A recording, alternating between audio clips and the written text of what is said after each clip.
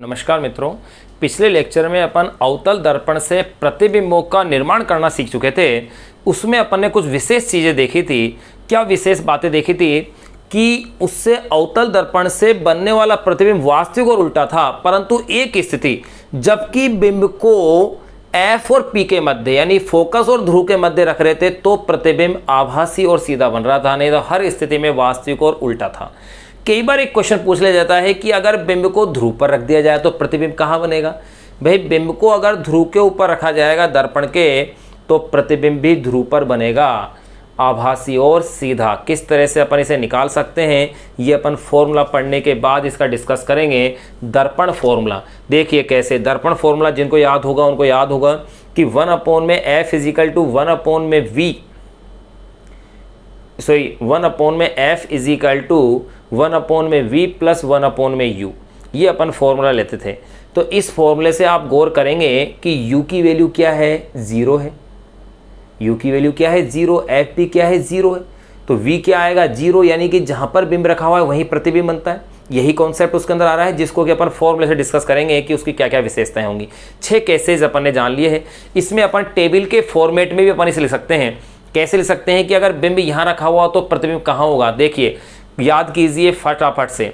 Number first, जब बिंब अनंत पर था तो प्रतिबिंब कहाँ बन रहा था, फोकस पर। फिर नंबर सेकंड, जब बिंब सी से परे था तो प्रतिबिंब बन रहा था सी और एफ के मध्य। जब बिंब सी पर था तो प्रतिबिंब कहाँ बन रहा था, सी पर बन रहा था।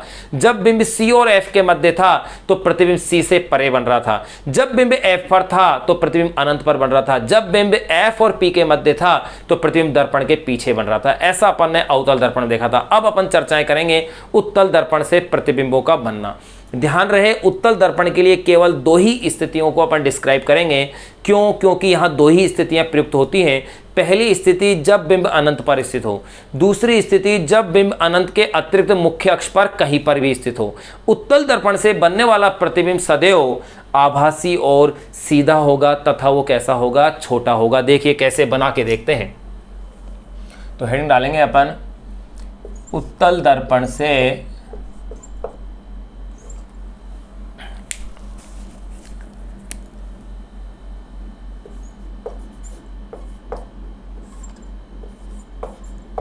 उत्तल दर्पण से प्रतिबिंबों का बनना।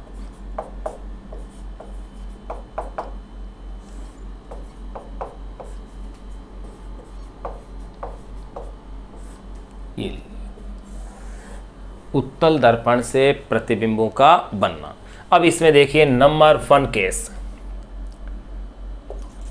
नंबर 1 केस, जब बिंब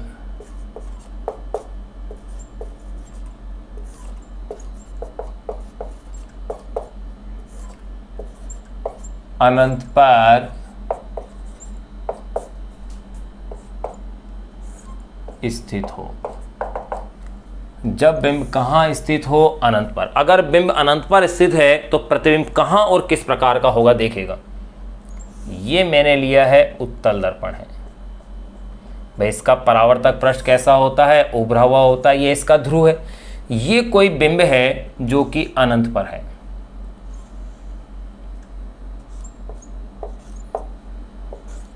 ये लीजिए, ये बिंब क्या है, ए बी है।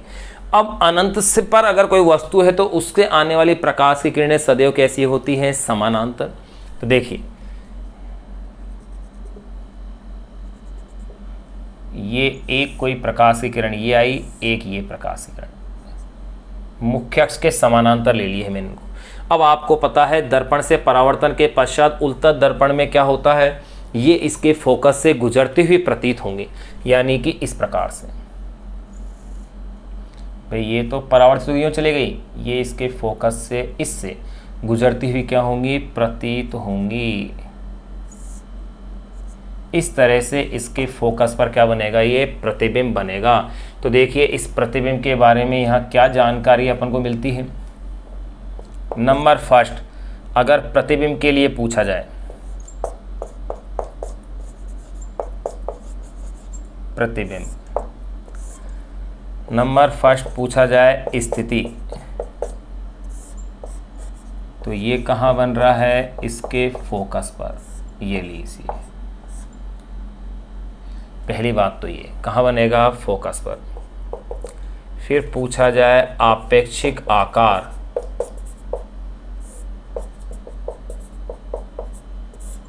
तो इसका आपेक्षिक आकार जो होगा प्रतिबिंब का बिंब के सापेक्ष कैसा होगा, बिंदुवत यानी पॉइंटेड होगा।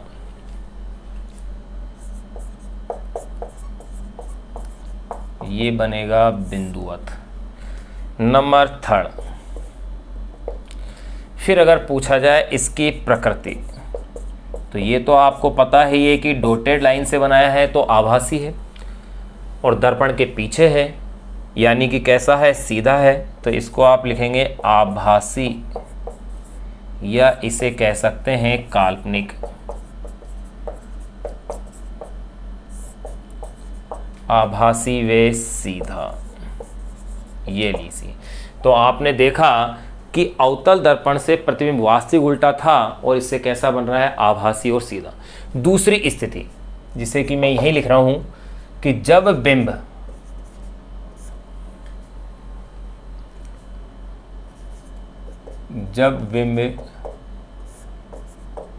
अनंत के अतिरिक्त, जब बिंब अनंत के अतिरिक्त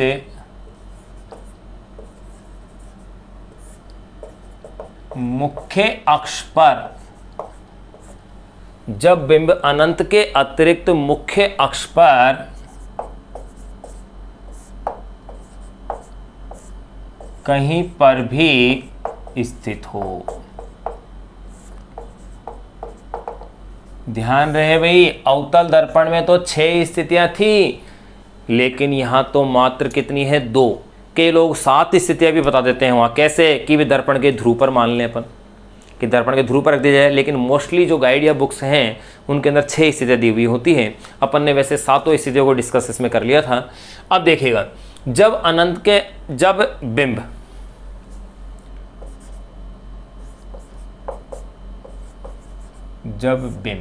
ये लीजिए, जब बिंब अनंत के अतिरिक्त मुख्य अक्ष पर कहीं पर भी क्या हो, स्थित हो, तो देखिए कहां और कैसा बनेगा। सबसे पहले उत्तल दर्पण बनाइए, ये इसकी मुख्य अक्ष, और यहां ये मैंने ले दिया है इसका ध्रुव। देखिए मैंने मान लिया कि कोई बिंब यहां स्थित है, ये कोई बिंब क्या है, ए बी है। अब इससे मेरे पास तो 4 किरणें आनी है।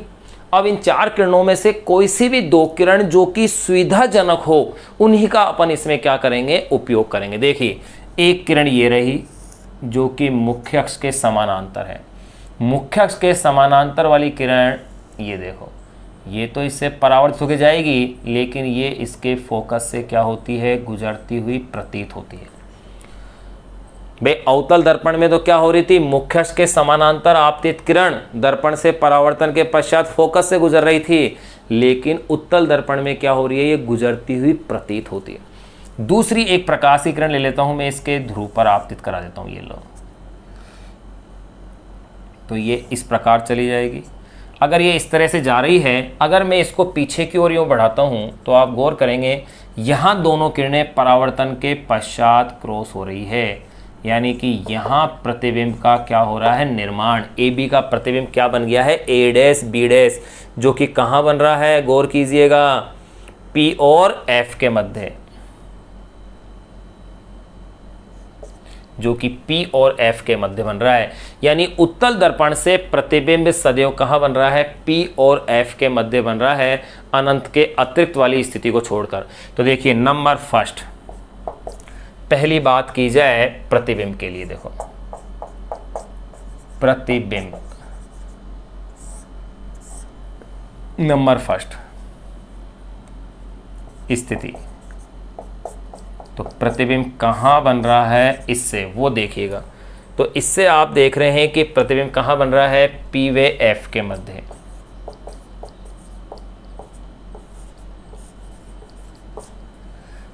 नंबर थर्ड, फिर अगर पूछा जाए आपेक्षिक आकार,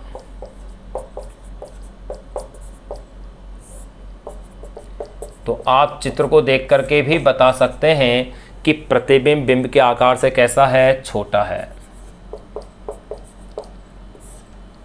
फिर नंबर 3, अगर आपसे इसमें जानकारी ली जाए कि इसकी प्रकृति कैसी होगी, तो गौर कीजिए इसकी प्रकृति कैसी है। आपको दिख रहा है चित्र कैसा है, प्रतिबिंब कैसा है, सीधा है, यानी कि प्रतिबिंब आभासी व सीधा होगा, आभासी व सीधा होगा। तो यहाँ अपन क्या देख रहे हैं कि उत्तल दर्पण से बनने वाला प्रतिबिंब कैसा है, आभासी और सीधा है। आप इसका स्क्रीनशॉट लेकर के अपनी नोटबुक में इसको नोट्स के रूप में आप बना सकते हैं। यहाँ उत्तल दर्पण वाले केस अपन ने कंप्लीट कर लिए हैं। अब देखो इन दर्पणों से जो प्रतिबिंब बन रहे हैं उसी आधार पर अपन इनके उपयोगों की क्या करेंगे, व्याख्या करेंगे कि उत्तल दर्पण का उपयोग कहाँ होगा, अवतल दर्पण का उपयोग कहाँ होगा और क्यों होगा। अब अपन इसके अंदर पढ़ेंगे, नेक्स्ट जो एपिसोड होगा उसके अंदर अपन जानेंगे समतल दर्पण से प्रतिबिंबों का बनना, यानी समतल दर्पण से प्रतिबिंब किस प्रकार बन रहे हैं। फिर उसके पश्चात ही अपन इनके उपयोग की क्या करेंगे, चर्चा करेंगे। लेकिन आप इसे लाइक, शेयर और सब्सक्राइब करना ना भूलें। धन्यवाद।